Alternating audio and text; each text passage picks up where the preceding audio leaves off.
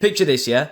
It's the 1990s, you sat in the back of a Ford Escort playing on your Game Boy, hoping that it'll get home in time for the newest episode at Fresh Prince of Bel-Air, and you see what looks like someone's crashed into the back of a BMW 3 Series. But upon closer inspection, there's no damage. It's just a BMW 3 Series with no boot. Well, I mean, it's kinda not, but then again it kind of is. Yeah, for the first episode of Underrated Cars, we are indeed talking about the BMW 3 Series Compact. Now, the car that I actually think is underrated isn't actually the first compact I'm going to talk about. The car that I think is underrated is the E46/5 variant, the second generation, and the last ever 3 Series compact before it was made into an actual hatchback, not a liftback, and called the 1 Series. But before I actually talk about that, I've got to give you the backstory. Now, I would talk about the competitors here, and I probably will in the next episode of this series. However, this car don't really have that many competitors, or it didn't anyway in its first generation. It came out in 1993, and the only real competitors were, I guess, the Volkswagen Golf, which was a lot smaller than this, the Ford Escort, which I guess in the UK would have been its main competitor since that was the best-selling car of 1993, and the Mazda Familia, which was fucking hideous. Now, the first generation 3 Series compact was obviously based on a BMW 3 Series, hence the name. It was built on an E46 BMW 3 Series platform, hence the name 3 Series Compact. However, the bodywork was kind of different. The front was basically the same, but from the A-pillar backwards, it was pretty much its own car. The underpinnings, however, were exactly the same as the 3 Series. The front of the car shared the same McPherson strut design as the E36, but the rear had a semi-trailing arm just like the E30s. The E36 has got a multi-link suspension on the rear, but semi-trailing arm is cheaper, and this was a compact, cheaper model, so they went with that to cut costs. Now, the compact had basically all the lower end engines of the 3 Series. So the range kicked off with the 316 Ti. T was the letter that was on all compacts. I don't see how that relates to small, but it's probably a German word meaning small or compact or whatever. Now, the 316 Ti either had a 1.6 or 1.9 litre M43 inline-4 petrol engine. The 1.9 replaced the 1.6 in 1999, and it had the same power-ish, around 100 horsepower, but had a bit more torque, which let it get to 60.4 of a second quicker and get it a top speed of 118, which is 1 more mile an hour over the 1.6.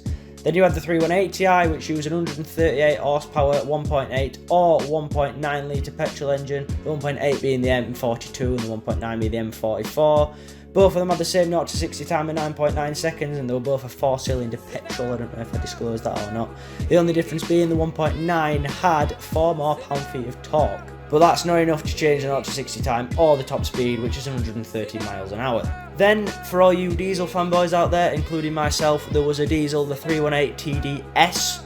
I don't know why they put an S on there, because in no way, shape or form was this a sporty or speedy car.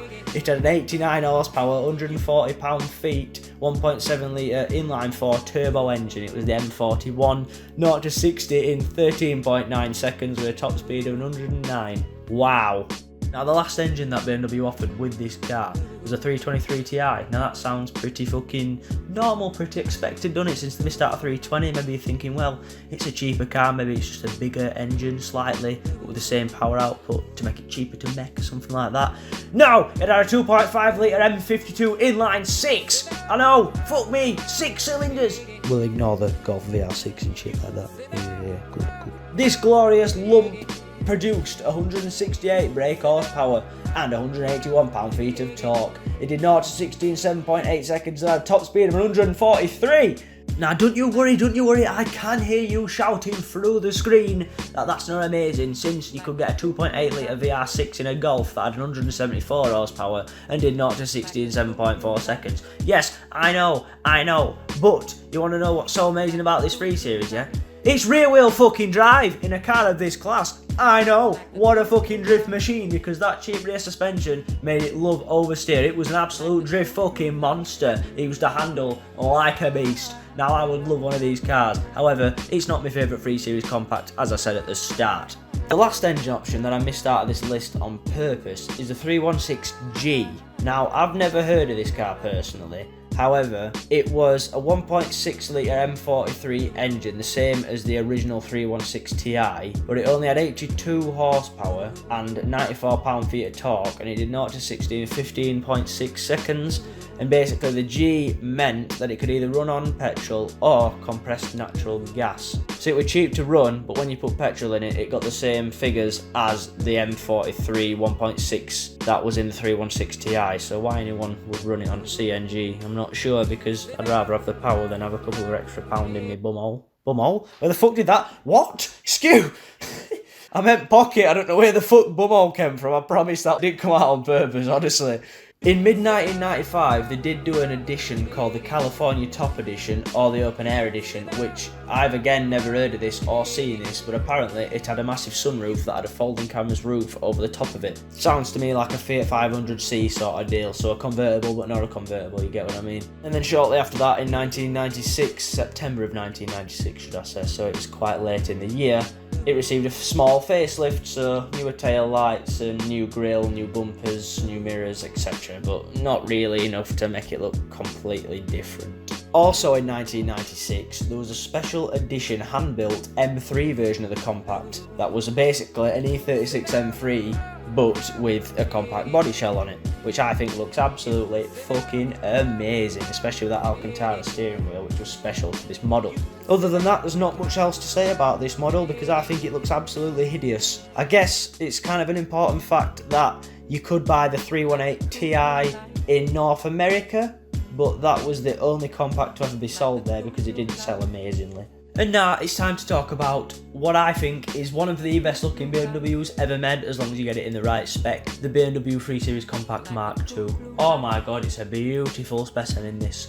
It is obviously on the same wheelbase and same platform as the E46 BMW 3 Series, so it used a multi-link rear suspension design instead of the last generation semi-trailing arm, because they decided that the last one was too oversteery and they wanted this one to handle well despite the extra cost. The only actual mechanical difference with this car and the original normal long full-size E46 3 Series is the steering rack has a slightly faster ratio. Now by this time it has been 2 millenniums since the baby Jesus was born. I've heard bedtime stories that are more fucking believable than that. More chance of Winnie the Witch flying through my window than fucking Jesus, but you know. In the year 2000 this car had developed many competitors, not just in the subcompact car class but in the fact that it was slightly luxurious with it being a BMW.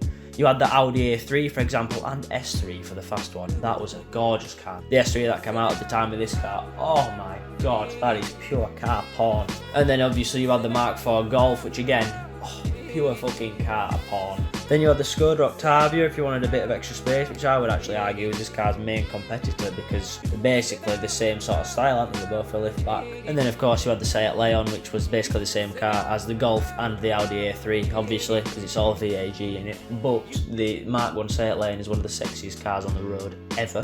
Basically what I'm trying to say is BMW had to step up the game. So you could buy this car with a whole range of engines, starting off with the 316 Ti, which actually had 4 available engines. You could either get it with a 1.6 N40 inline 4 or a 1.6 N45 inline 4, which both had 114 horsepower and both had 111 pound-feet of torque. Then there was the two 1.8s, the N42 and the N46, which also had 114 horsepower, but at a much lower RPM, 5600 instead of 6000 and 6100.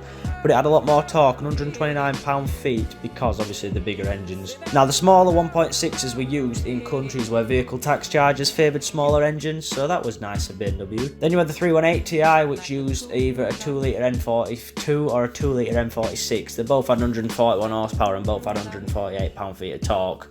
But for some reason, in the back end of 2004, they swapped it out to make it newer, I guess. I don't know. I guess the M46 was a newer engine. I'm not too sure about BMW petrol engines, if I'm honest. Then you had the two diesels, a 318 TD, which used a 2 litre M47 inline 4 turbo with 114 horsepower and a 207 pound-feet of torque output. And then you had the 320 TD, which uses one of my favourite engines of all time that BMW's ever made. My dad had one of these in an old 3 Series E46 full-size saloon M Sport car. What a fucking beast. I miss that car so so much.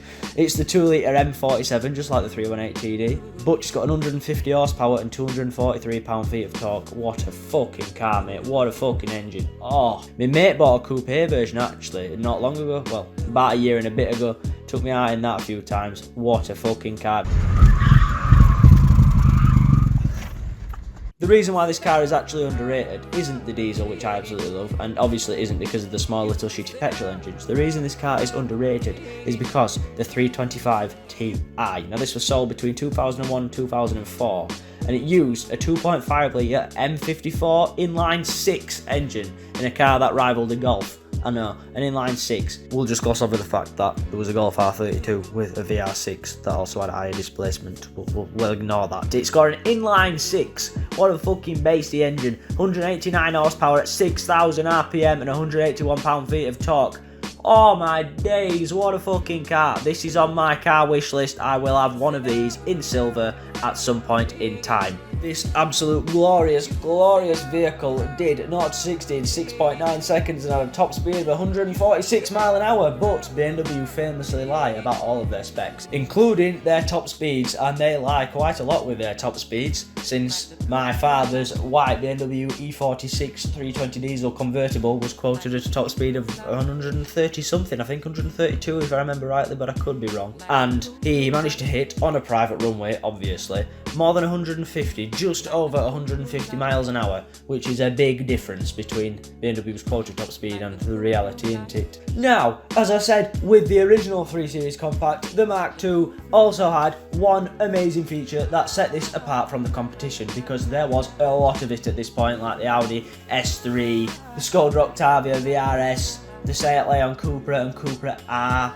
Well, boys and girls, this one was also rear-wheel drive. Good on BMW for sticking to their guns. That is a lot more than what can be said of them now, BMW, you fucking cranks. Can't even stick to fucking rear-wheel drive. People who buy BMWs don't give a fuck how much space they are wasting in a car they buy. People buy BMWs for two reasons. One, for the fact they've got a BMW, and two, for the fact that it's rear-wheel fucking drive or rear-wheel drive biased or has a really good fucking drive system. Now, I'm not saying that your front-wheel drives aren't good, because that is a lie. They have a really clever traction control system, don't they? And a stability control system to make it really good and handle well compared to most front-wheel drive cars. I'm waffling a bit here because I forgot what I was going to fucking say. The older generation 1 Series were just obviously much better than the new one.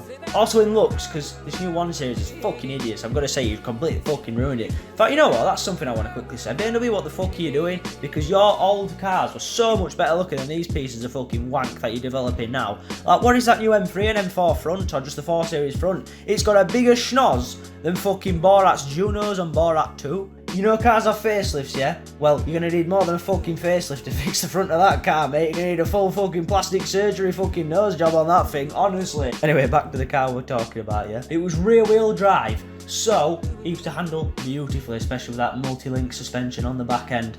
Wow, I wish I could have this fucking car. Another option that they had on this 325 Ti, which was fucking huge at the time, even though no one talks about it, is, remember the SMG gearboxes that BMW used to do before dual clutches were like a popular thing, you know, the automated single clutches that were popularised in race cars and are now used wrongly in cheap, shitty fucking city cars and stuff. Stop it, they're fucking wank. There will be a video of me talking about them in the future because they're fucking horrible. I've driven one. They were a semi-automatic gearbox. That doesn't mean any automatic gearbox with shifter paddles. No, people, you are wrong, because I have a friend who used to think that. No, a semi-automatic gearbox, by definition, is a manual gearbox with an automated clutch. So, they are single clutch automated gearboxes, which means they can shift pretty fucking violently and they make for a pretty decent driving experience when they are manufactured and programmed properly. Now, this car, you could have it with an SMG 2.